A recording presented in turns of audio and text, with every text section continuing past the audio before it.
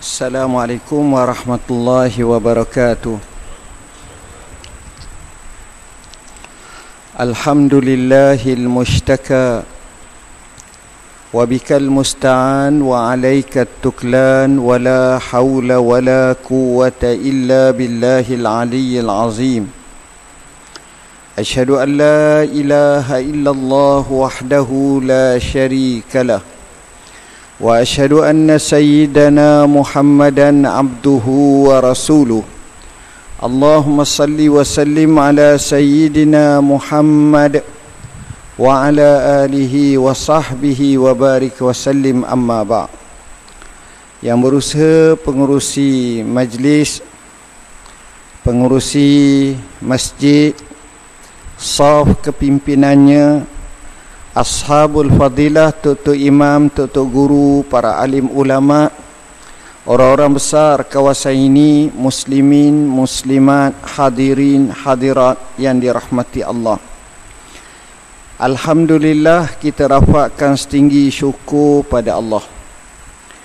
Dan pada malam ni, pada pagi ni, kita tajukkan tazkirah ringkas kita dengan tajuk mencari keberkatan awal pagi.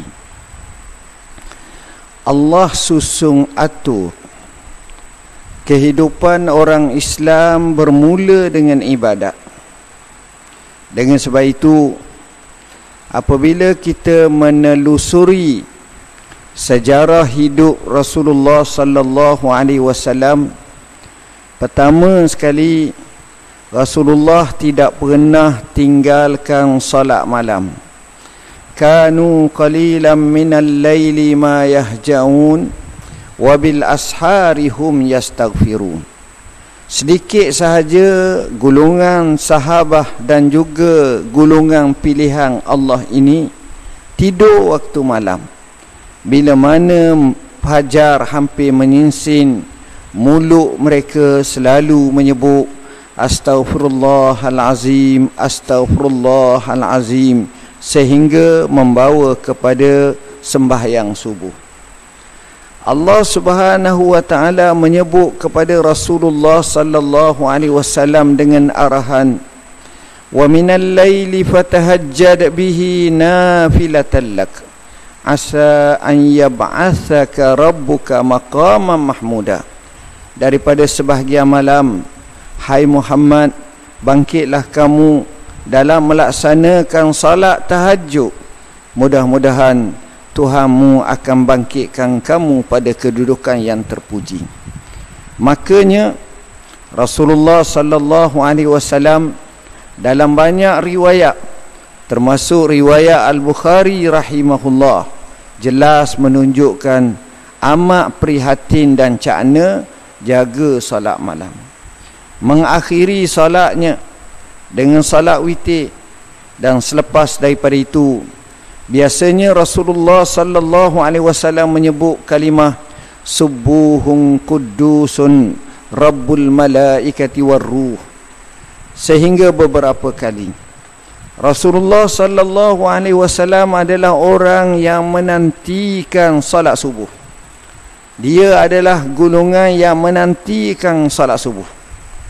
Sehinggalah Bilal bin Rabah al-Habashi azan, maka ketika itulah dia akan keluar. Dan Rasulullah sallallahu alaihi wasallam tak lekan dan tak pernah untuk tidak salat 2 rakaat sebelum subuh ataupun 2 rakaat fajar. Ini dinaskan dalam hadis, lam yakun Rasulullah sallallahu alaihi wasallam asyaddu ta'ahudan min raka'atai al-fajr. Adalah Rasulullah sallallahu alaihi wasallam tidak sekali-kali bersungguh-sungguh caknanya lebih daripada sembahyang 2 rakaat subuh. Dengan sebab itu, sebahagian ulama menyatakan antara solat sunat yang paling afdal adalah salat sunat sebelum subuh. Dan salat ini sewajarnya dijaga oleh kita. Jangan kita alpakannya dan jangan kita lengahkannya, dan jangan sekali-kali kita buat lebih kurang sahaja. Hadirin hadirat yang dirahmati Allah, dalam sebahagian riwayat ada yang menisbahkan kepada Imam Muslim menyebut bahawa Rasulullah ajar kita satu doa menuju ke masjid waktu pagi ataupun ketika menunggu salat subuh, dengan membaca doa Allahumma ja'al fi qalbi nura wa fi sam'i nura wa fi basari nura wa an yamini nura wa shimali nura wa amami nura wa khalfi nura wa fawqi nura wa tahti nura wa ja'alni nura.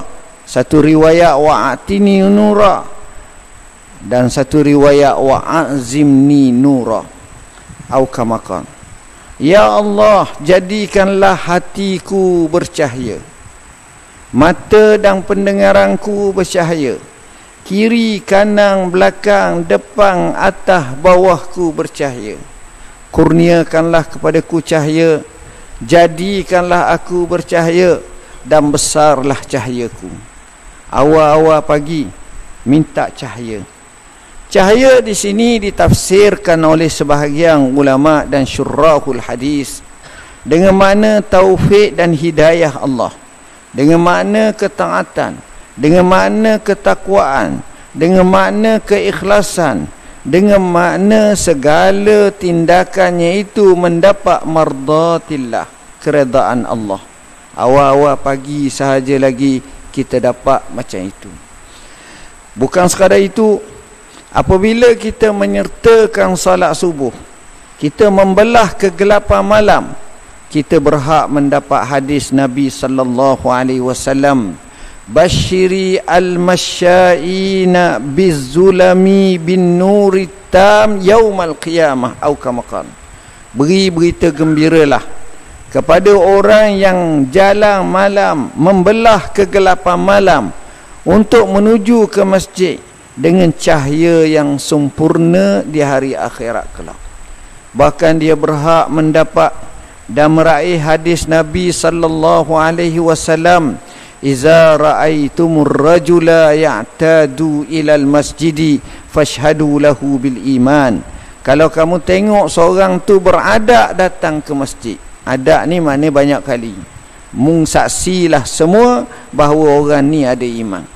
Bahkan dia berhak mendapat kedudukan hadis Nabi sallam yang diriwayatkan oleh Abu Hurairah, hadis riwayat Muslim. Rasulullah sallallahu alaihi wasallam bersabda, sab'atun yuzilluhumullah yauma la zilla illa zilluh. Ada 7 golongan yang mendapat lindungan arasy Allah pada hari tidak ada lindungan kecuali lindungan arasy Allah, yakni hari akhirat sebelum masuk syurga. Siapa golongan tu? Salah satunya rajulun qalbuhu mu'allakum bil masajid, lelaki yang hatinya sentiasa bergantung ke masjid. Para ulama menafsirkan maksud bergantung ke masjid ialah selepas selesai solat dia pulang, dia ingat pula nak datang untuk ke masjid pada waktu lain pula. Dan dia menjadi kebiasaan, kalau dia tak datang masjid dia gelisah, dia nak datang ke masjid. Bahkan golongan ini sebenarnya amat banyak di zaman dahulu, tapi sedikit di zaman mutaakhir ini. Membaca sejarah mereka, saya bariskan dalam waktu yang terhad ini, bagaimana Sa'id ibn al-Musayyib, Sayyidut Tabi'in, lahir sekitar tahun 15 Hijrah, berkata, sejak 40 tahun aku tak pernah luput takbiratul ihram dalam masjid Nabi. 40 tahun, bukan 4 hari macam kita ni 4 hari, 4 ni dia 40 tahun. Dan dia juga pernah berkata, sejak 20 tahun bila mana Tok Bilal azan, aku sudah berada dalam masjid. Hebat. Al-Amash yang dikenali sebagai Sulaiman bin Mihran, seorang ulama yang suhu pakar perawi hadis Nabi sallallahu alaihi wasallam, sejarahnya juga luar biasa. Beliau berkata, ketika mana usianya mencecah lebih 70 tahun dalam keadaan uzur sakaratul maut. Anak-anaknya menangis, lalu dia berkata, wahai keluargaku, jangan kamu tangisi kepada abah atau atuk kamu ini. Sesungguhnya aku sudah 60 tahun tak pernah luput takbiratul ihram sama imam. Apa makna? Maknanya 5 perkara. Pertama, dia semayang dalam masjid, di masjid. Kedua, dia semayang sah pertama. Ketiga, dia pergi awal ke masjid. Keempat, dia menanti untuk semayang di masjid. Dan yang kelima, sudah barang tentu orang macam ni semayangnya khusyuk kepada Allah. Kita lihat seorang ulama bernama Amir bin Abdullah bin Az-Zubair ibn Al-Awwam, generasi yang mulia tabi'in, dalam usia yang tua, dalam keadaan sakit, bila mana dengar azan dia gelisah nak pergi masjid Nabi. Lalu kaum keluarganya kata, awak sakit, duduk rumah lah. Dia jawab, wallahi, kalau kamu dengar azan, kamu hanya dapati aku 2 tempat sahaja. Sama ada aku sudah berada dalam masjid, dan kalau kamu tengok aku tak ada dalam masjid, saksilah bahawa ketika itu kalau mu nak cari aku, mu carilah di kubur, maknanya aku mati. Makanya dia datang ke masjid dalam keadaan dipapah. Sampai masjid, semayanglah dia. Tok imam rokok, dia rokok. Tok imam sujud, dia sujud. Tok imam bangkit daripada 2 sujud, dia tak bangkit sampai sudah dia mati dalam sujud. Inilah golongan-golongan yang Allah sebut sullatum minal awwalin wa qalilum minal akhirin. Golongan seperti itu ramai zaman dahulu, tapi amat nadir dan sedikit pada akhir zaman nanti. Hadirin hadirat, waktu pagi ini kita salat dengan salat subuh. Salat subuh ini istimewanya sebagai mukaddimah terbezanya orang Islam dengan lain lagi. Awal-awal pagi menghadap Allah, awal-awal pagi mengenal Allah. Dan bila kita boleh salat subuh, ada beberapa riwayat menunjukkan bahawa Allah bagi kepada orang yang sembahyang subuh ini dalam pemeliharaan Allah. Satu hadis Nabi SAW menyebut man sallas subha jama'atan. Satu riwayat man sallas subha faka'annama fi zimmatillah. Siapa yang sembahyang subuh berjemaah, satu riwayat sembahyang subuh je, maka dia berada dalam zimmah atau dalam pemeliharaan Allah. Pernah satu ketika dinisbahkan kepada seorang gubernur yang zalim, Hajjaj ibn Yusuf Al-Thaqafi. Dia bagi sebilah pedang kepada Abdullah ibn Umar ibn Al-Khattab, sahabat Nabi. Dia kata pancung orang tu. Bila sebut macam itu, Abdullah ibn Umar, sahabat Nabi ni, ambil pedang tersebut, buka sarungnya, kemudian bertanya kepada orang itu sepatah soalan. Adakah kamu salat subuh berjemaah ataupun salat subuh pagi tadi? Dia kata ya. Lalu dia sarungkan pedang. Bila ditanya kepada Hajjaj bertanya, apakah kamu tidak laksanakan tugas yang aku taklifkan? Kata dia tidak. Kenapa? Kerana aku dengar Rasulullah sallallahu alaihi wasallam bersabda, lalu dibaca hadis tadi. Itu menunjukkan kepada kita betapa mulianya salat subuh. Tuan-tuan dengar tak Tok Imam baca apa tadi? Satu cukup. Dia baca doa kunut. Dalam doa kunut tu dia sebut waqina syarrama qadai. Ya Allah, peliharalah kami semua ni akan qada yang kamu tentukan kejahatan pada kami. Suruh pelihara. Dalam bahasa mudah suruh sisih. Dalam bahasa mudah suruh selamat. Pagi-pagi minta pelera, minta selamat. Bukan sekadar di akhirat, di dunia. Jadi besarnya kelebihan seseorang yang sembahyang subuh, baca kunut, cuba fahami maksudnya dengan sedalam-dalamnya. Bila kita sebut mukaddimah yang baik bermula kehidupan manusia, kita diajar pagi-pagi membaca banyak doa.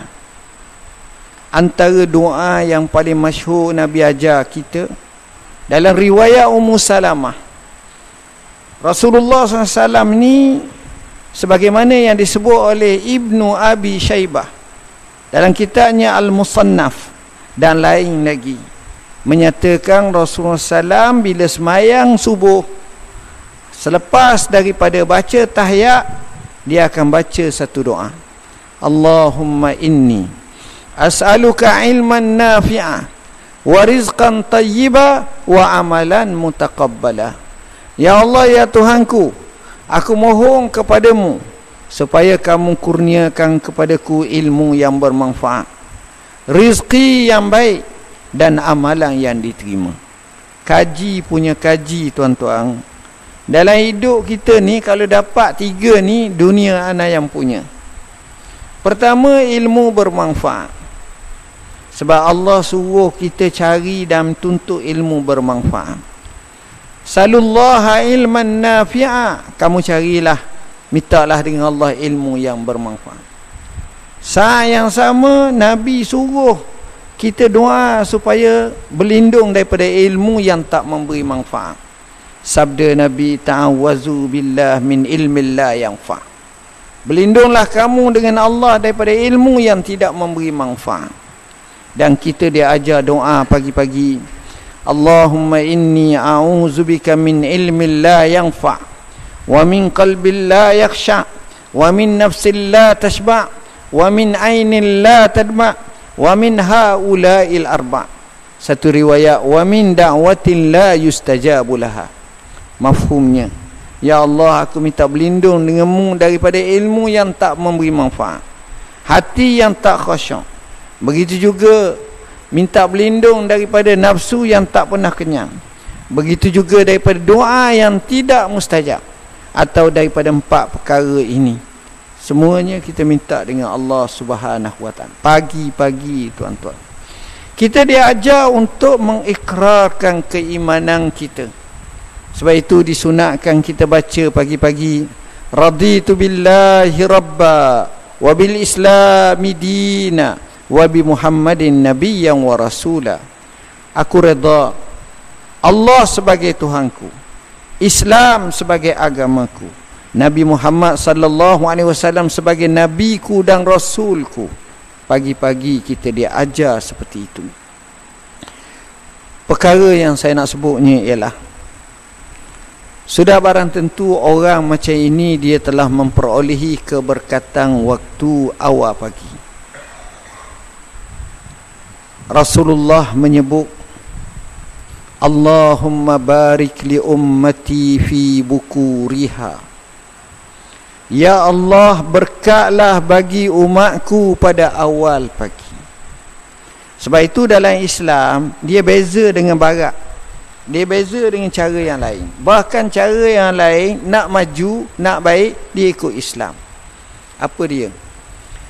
Ya Allah, awalah, berkatlah pada awal pagi. Maknanya dalam Islam, bangun pagi itu adalah mukaddimah kehidupan. Tapi kita lain. Kadang-kadang kita dalam zon selesa, lepas mayang tidur balik. Tunggu. Kadang-kadang lajak.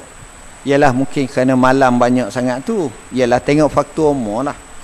Tapi sebenarnya waktu pagi ni dia membawa satu kelebihan yang besar.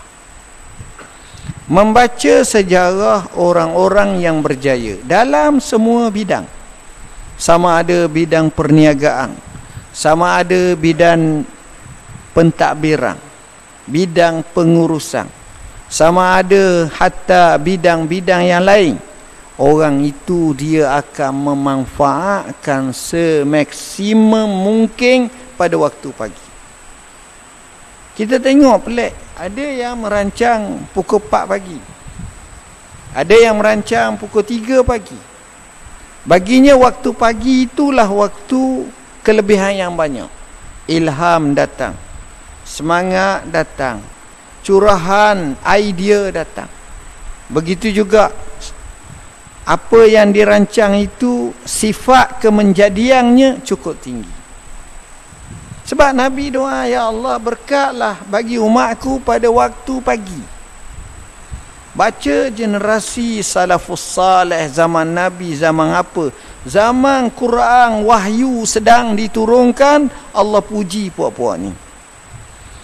Selalu kita dengar dalam muqaddam firman Allah Ta'ala, wal adiyati dhabha fal muriyati qadha fal mughirati subha.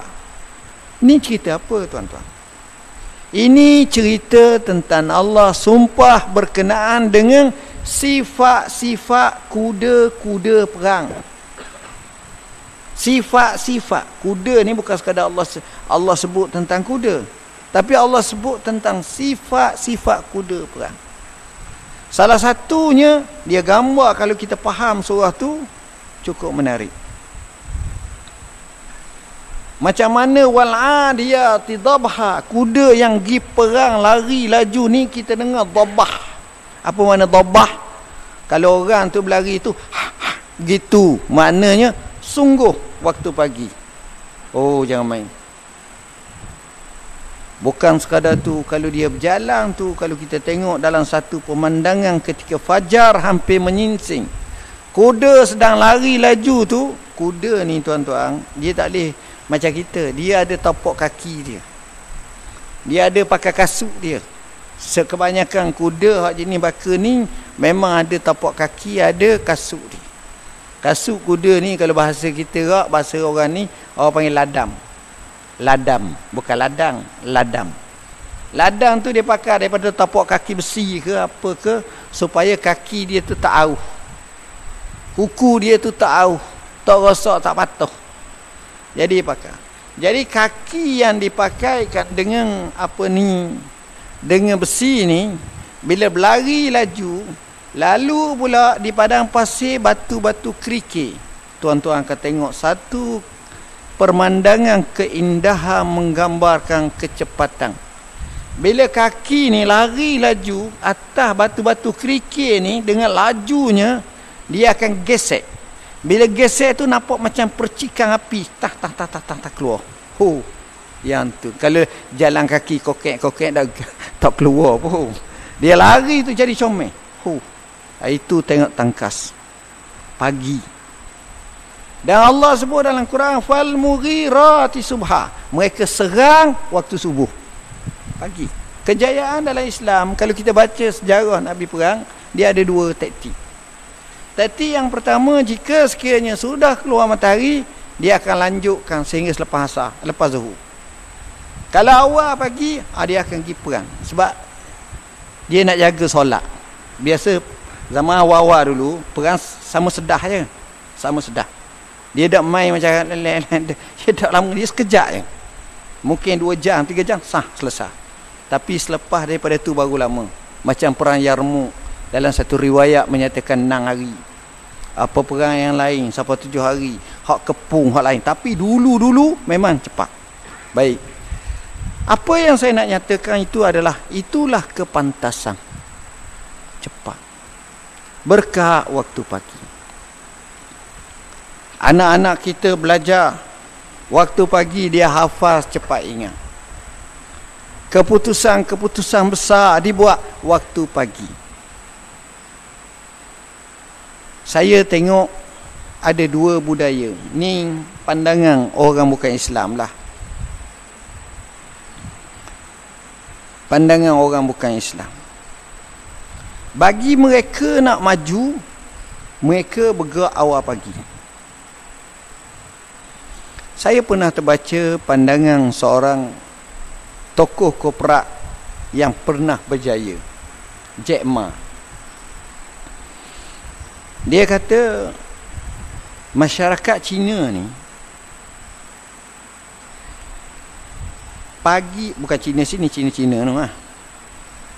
Kalau mereka buat jogging, buat apa-apa, buat awal pagi, dia tak ada semayang. Kebanyakan lah hak Islam lah. Ni hak bukan Islam. Dia awal pagi. Pukul 5 pagi, pukul 6 pagi tu keluar duduk tai chi, duduk senang, duduk ni awal pagi. Kita alhamdulillah Allah bagi pada kita semayang subuh. Semangat. Kemudian dia duk perhati dalam ramai-ramai tu, orang kaya ni tak keluar pagi. Dia keluar selepas orang tak berapa kaya keluar tu, lebih kurang cerah tanah sikit, dia baru keluar. Dia pun mikir kenapa jadi macam ni. Sebab orang kaya ni, dia ada satu sifat, dia nak privacy. Dia tak nak capur-capur dengan pakda-makda, dengan orang-orang biasa tak. Dia akan cari waktu lain pula. Dan ini biasa dia. Jadi walau macam mana pun, saya nak sebut ni awal pagi. Awal pagi ni keputusan boleh buat macam-macam. Ada seorang hamba Allah tu, saya kagumlah dia. Bila saya tanya dia, macam mana urusan perniagaan ni? Kita buat awal pagi tu. Tanpa saya sebutlah tepat apa-apa. Cara nega dia tuan-tuan, sekejap je pukul 7 pagi tu, pukul 8 pagi tu, 8.30 tu selesai dah.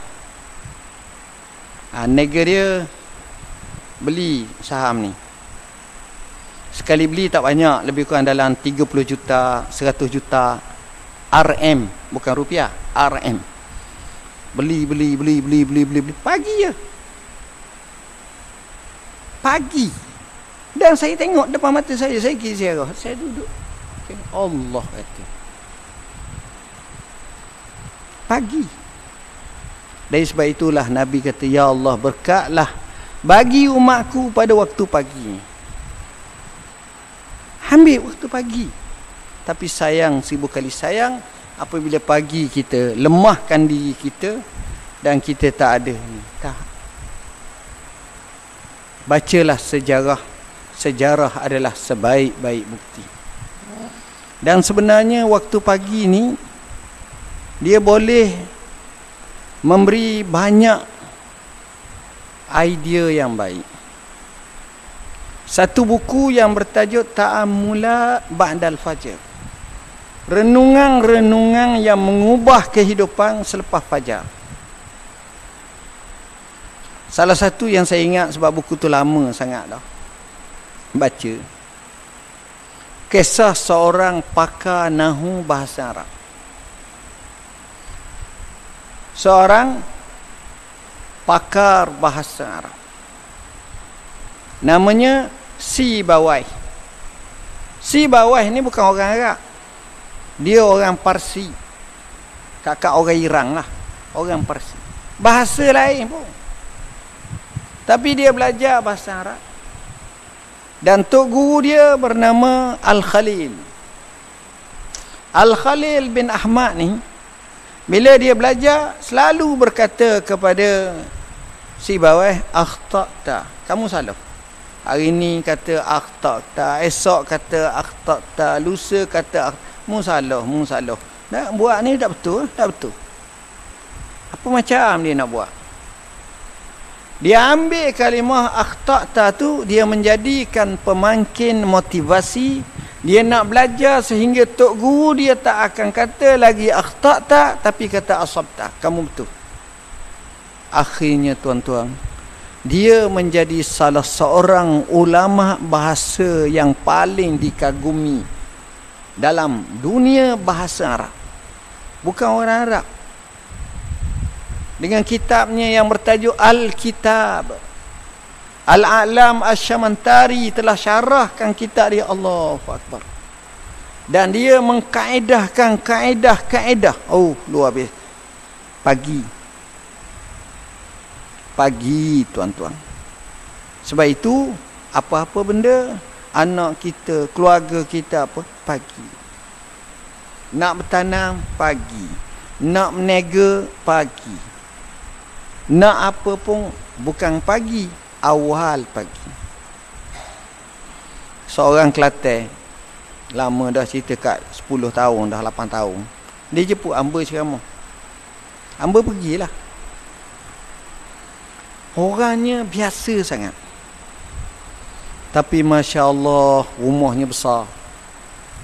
Masya Allah, dermanya banyak. Orang beratur kat rumah. Derma. Pemurah yang amat.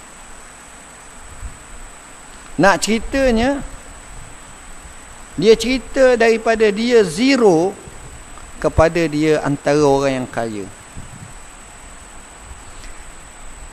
Semangat berlaku dalam hidup dia apabila dia belajar tak habis, jurnal je. Dia pergi merantau di Singapura. Di Singapura dia kerja.